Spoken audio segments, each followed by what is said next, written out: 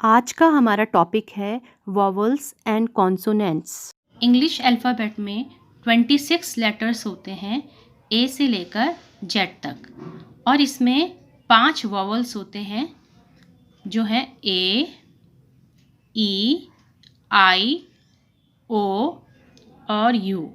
बच्चों, इन 5 वॉवल्स को आप अच्छे से देख लीजिए और याद कर लीजिए। ये वॉवल्स हैं ए, ई, आई, ओ, यू। जैसे हिंदी में स्वर होते हैं ना, उसी तरह से इंग्लिश में वॉवल्स होते हैं। अब इन 5 वॉवल्स के अपने अपने साउंड होते हैं और एक वॉवल्स अनेक साउंड उत्पन्न करता है, अनेक ध्वनियाँ निकालता है।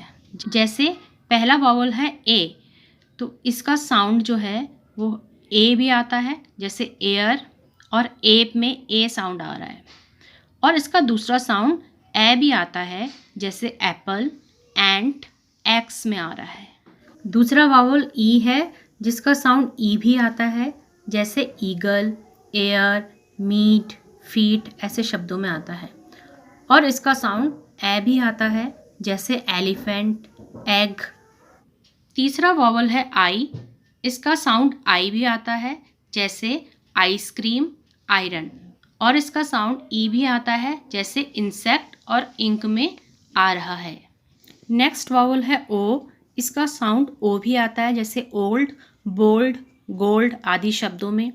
और इसका साउंड ऑ भी आता है, जैसे ऑरेंज, ऑक्टोपस। नेक्स्ट वावल है यू। इसका साउंड यू भी आता है, जैसे यूनिफॉर्म और यूनिवर्स में।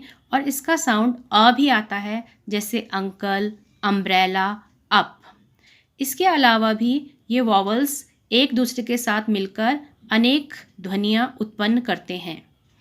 इन 5 वॉवल्स को छोड़कर बाकी जितने भी लेटर हैं वो कॉन्सोनेंट कहलाते हैं, जैसे B, C, D, F, G, H, J, K, L, M, N, P, Q, R, S, T, V, W, X, Y, Z. ये 21 लेटर्स हैं जो कॉन्सोनेंट कहलाते हैं। बच्चों, बिना वॉवल के कोई भी वर्ड कंप्लीट नहीं होता, यानी कि प्रत्येक वर्ड में एक वॉवल ज़रूर आता है। एक से अधिक भी आ सकते हैं, पर एक वॉवल तो आएगा ही आएगा। अब एक ध्यान देने योग्य बात यह है कि लेटर वाई जो है वो वॉवल के रूप में भी यूज़ होता है और कॉन्सोनेंट के रूप में भी यूज़ होता है। जहाँ पर ये वाई वॉवल की ध्वनि उत्पन्न करता है, वहाँ पर हम इसे वॉवल कहेंगे। जैसे SKY, ये बना स्काई। स्काई में ये वाई जो है वो आई की ध्वनि उत्पन्न कर रहा है और आई एक वॉवल है। ट्राई, इसमें भी आई की आवाज़ आ रही है। एंग्री, इसमें वाई जो है वो ई की आवाज़ दे रहा है। ठीक है, तो यहाँ पर इन तीनों शब्दों में वाई एक वॉवल के रूप में यूज़ हो रहा है। ठीक, हालांकि एंग्री में हमारे पास ए भी वॉवल है, लेकिन स्काई और ट्राई में हमारे पास और कोई वॉवल नहीं है। जबकि हमने ये पढ़ा कि हर वर्ड में एक वॉवल तो आएगा ही आएगा।